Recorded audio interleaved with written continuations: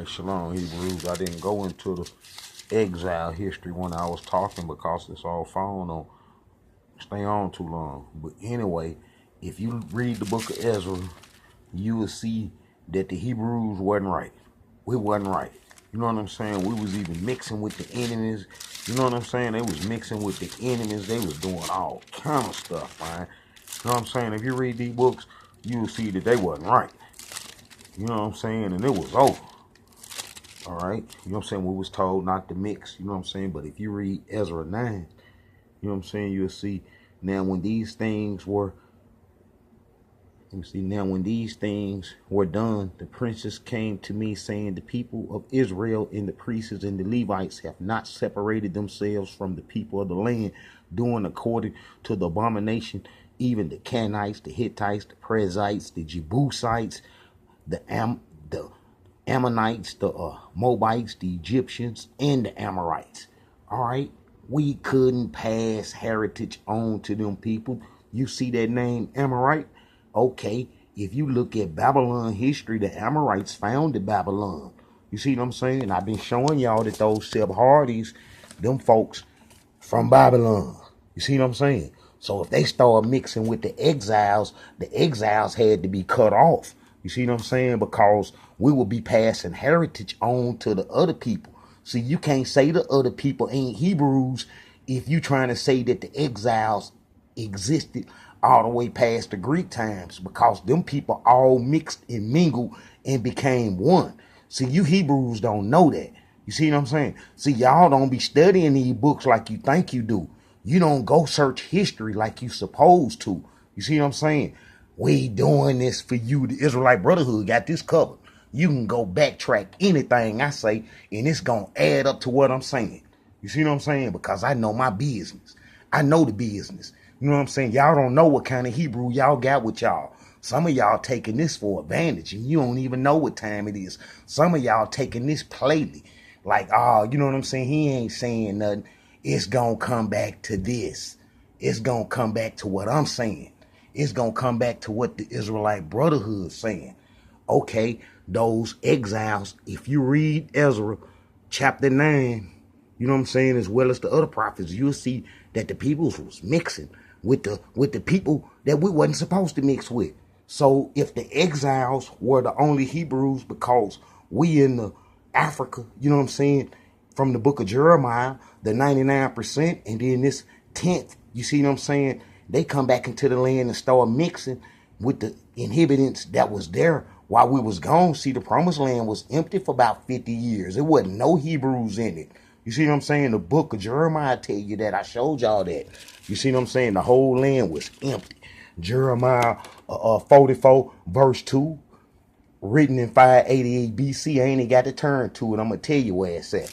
Okay, in the book of Nehemiah, he going to tell you, you know what I'm saying, basically the same story. And he even sealed the names of the ones that was faithful and trying to do right. But it was too late, because we can't have two covenants. If the Creator say he going to give us a new covenant, and them people still, the exiles still up under the old covenant. See, the exiles still up under the old covenant that we got from Egypt. They was taken to Babylon. They didn't go into Africa to worship the Queen of Heaven. You know what I'm saying? Breaking the covenant. But it can't be two covenants around. The Creator told the prophet Jeremiah in chapter 31, you know what I'm saying, when we was in Africa, that it's going to be a new covenant. So those exiles, they was destroyed. The book of Nehemiah tell you the same thing. You know what I'm saying? When you get down to Nehemiah 36, you'll see that he said, chapter 9, verse 36, you'll see that he said, behold, we are servants this day. And for the land that thou hast given unto our fathers, to eat the fruit thereof and the good thereof, behold, we are servants in it.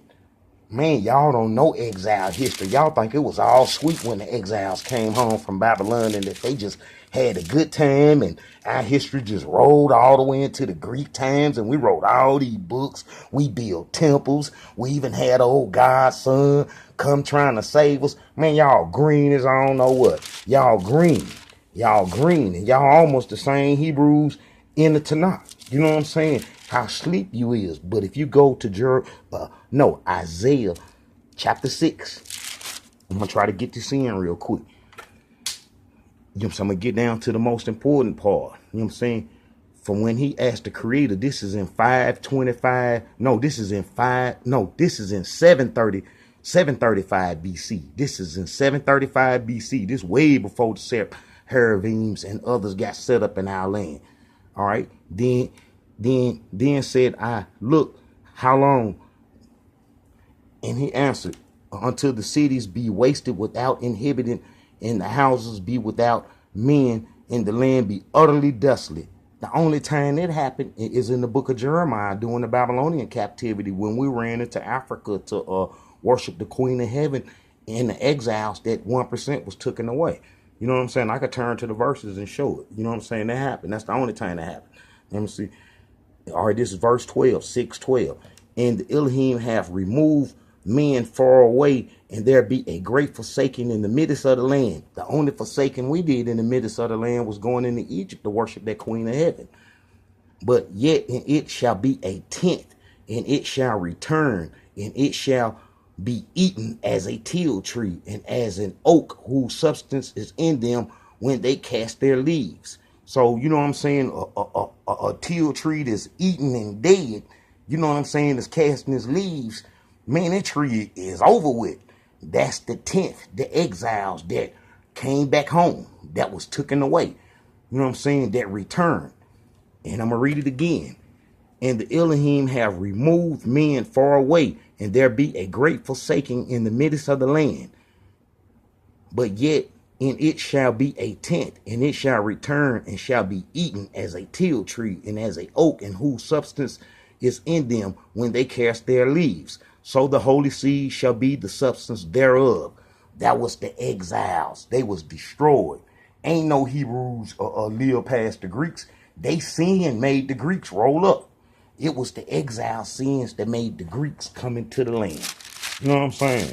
So if your history don't line up with the prophet Isaiah, the prophet Ezekiel, and the prophet Jeremiah, and those exile prophets, then you pushing Jewish history. We couldn't stay in the land when the majority had already broke the covenant, the 99%. That's why come we was enslaved from Africa, because we broke the covenant and ran to Africa.